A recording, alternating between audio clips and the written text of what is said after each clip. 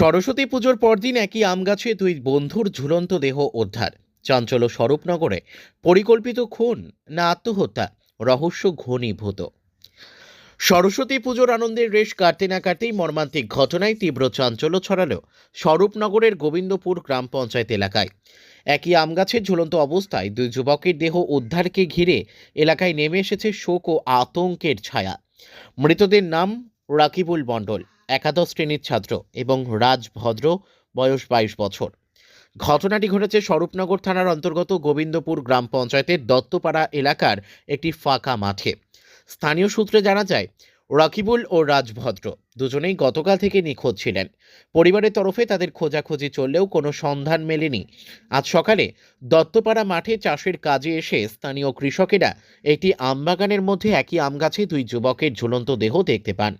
সঙ্গে সঙ্গে স্বরূপনগর থানায় খবর দেওয়া হলে পুলিশ ঘটনাস্থলে পৌঁছে মৃতদেহ দুটি উদ্ধার করে।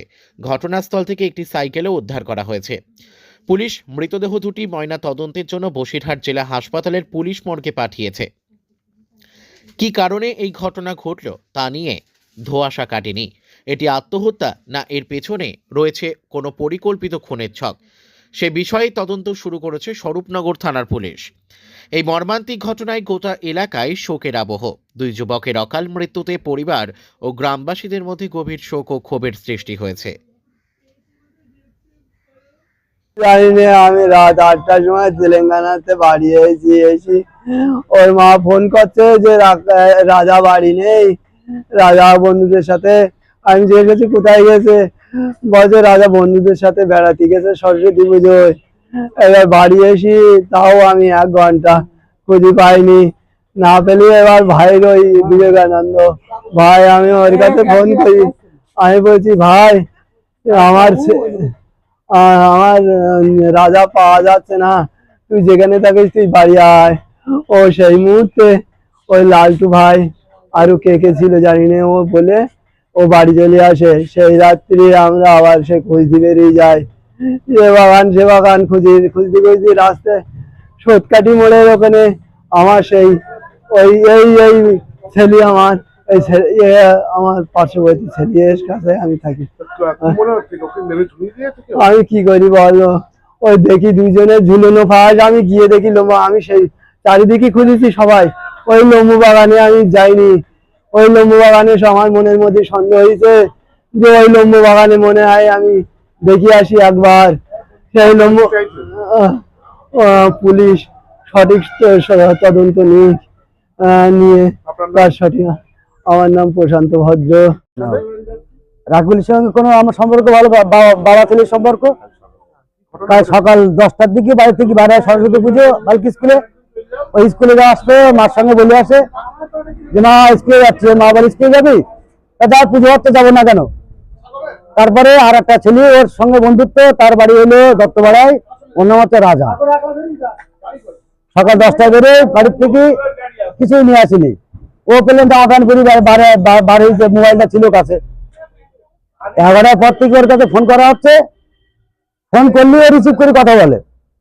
আরো একটা বারো ফোন রিসিভ করে রিং হচ্ছিল, ওর সঙ্গে কোনো কথা হয়নি। ওইভাবে রাত 1টা 1:30 2টো পর্যন্ত সময় ফোন করেছি। ভোরবেলা গেলাম সেই ছেলেটার বাড়ি দত্তপাড়ায়, যে দত্তপাড়ায় সরাসরি সেই ছেলেটার বাড়ি যায়নি, আমার জামার বাড়ি গিয়েলাম। জামার বাড়ির পাশে সেই ছেলেটার বাড়ি। ওর বাবা মা আসলে বলে রাকিবুল, সে আমাদের রাজা হলো এরকম 10টার পর পরই বাড়ির থেকে বার হয়, তারও খুঁজে পাচ্ছি না। ওরও খুঁজে পাওয়া গেছে, ওর খুঁজে পাচ্ছি না, ওর ফোনটা সুইচ অফ। রাকিবুলের ফোনের সুইচ অফ হলো সকাল 6টায়। সন্দেহ হচ্ছে ওরে হলো ও হলো নিজে নিজে আত্মহত্যা করতে পারে না। ও ছেলে ওরে হলো মেরে দিয়েছে কেউ না কেউ। শত্রুতা ছিল, একটা মেয়ের সঙ্গে একটা সম্পর্ক ছিল। মেয়েটা বাড়ি মাসলান্দপুরে। সে মেয়েটা আমার বাড়ি আসবে, আমার ছেলে আসতে নিষেধ করে না, এখন আসা যাবে না, বয়স কম। আমরা হইলে রেট হবো, আমাদের হোমে নিয়ে যাবে, অনেক সমস্যা আসবে, এতে এই সমস্ত করা যাবে না। এই তো সরস্বতী পুজোর 2 দিন আগে হইলে মেয়ের সঙ্গে কথা হয়েছে। এমনিতে মেয়ের সঙ্গে সবসময় কথা হয়। মেয়ের বাড়ির লোকজনই এটা করাইছে কারণ না কারণ। মেয়েটার নাম সুমানা নাকি না, আমি সঠিক জানি না। সুমানা না কি নাম, আপনারা থানায় অভিযোগ করছেন? না করিনি, করবো এবার। আপনারা কি চাইছেন এখন? আমি কি চাইবো, আমার ছেলে হইলো, ওরা তো মারা হয়েছে, এর একটা ব্যবস্থা কি হবে না হবে সেটা পুলিশ প্রশাসন জানবে, আপনার নাম? আর সঠিক তদন্ত চাবো আমি তো ছাড়বো না। আপনার নাম? আমার নাম রবিউল মন্ডল। গতকালকে সরস্বতী পুজো ছিল, বাড়ি থেকে বেরিয়েছিল মা, আমি বন্ধু বান্ধবের সাথে একটু বেড়াতে যাচ্ছি, আমি একটু পরে বাড়ি আসবো। যখন রাত 8টা বাজে তখন আমাদের সে ছেলে আসে না, ওর বাবা বাইরে থাকতো, অন্ধ্রপ্রদেশে তেলেঙ্গানায় ধান রোয়া কাজ করতো। এখন ওর বাবা বাড়ি এসে আমাকে ফোন করে যে ভাই আমার সে ছেলে তো বাড়ি আসলো না। আমি পার্শ্ববর্তী বেন্দার ভাইকে চাচাকে বললাম যে চলুন, এই ছেলেটাকে পাওয়া যাচ্ছে না। তারপরে কিছু লোকজন নিয়ে আমরা খোঁজাখুঁজি শুরু করি। খোঁজাখুঁজি করতে করতে রাত 12টা নাগাদ আমাদের পশ্চিম পাড়ার ভিতর দিয়ে সৈয়দকাঠির ভিতরে যে রাস্তা উঠেছে ওখানে ওর সাইকেলটাকে দেখি, দেখার পরে সাইকেলটা উদ্ধার করিয়ে নিয়ে আসি এবং কিছুটা খোঁজাখুঁজি করি। তারপরে আবার বড় কিছু লোকজন নিয়ে 20-50 জন আমরা সাইডে ঘোরাঘুরি করি যে কোথাও লেখা ফেঁচা করিয়ে আছে কিনা, কোথাও হারিয়ে গেল কিনা। কিন্তু আমরা রাত 2:15 পর্যন্ত খোঁজার পরেও ছেলের কোনো সন্ধান পাই না। পরবর্তীতে তার ফোনটা চালু ছিল, রাত 1টার সময় বন্ধ হয়ে যায়।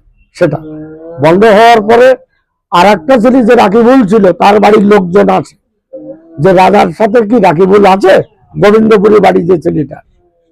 বলার পরে ওনার বাবা বললো না, আমিও তো ছেলেকে খুঁজছি, পাচ্ছি না।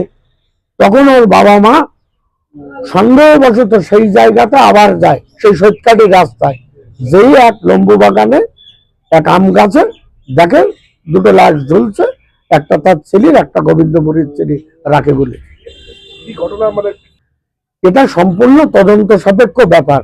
ছেলে মানুষ, তার তো কোনো শত্রু ছিল না। 18 বছর বয়স, 21 বছর বয়স, এদের শত্রু থাকার কথাও না। আপনারা কি চাইছেন? আমরা সম্পূর্ণ পুলিশি তদন্ত চাইছি, যাতে আমরা বিচারটা পেতে পারি। কে বা কারা বা কারোর দ্বারায় প্রতারিত হয়ে ছেলেটা মারা গেল কিনা। আপনার নাম কি? আমার পার্শ্ববর্তী ভাইপো, আমার নাম বিবেকানন্দ বোস, বাড়ি দত্তপাড়া।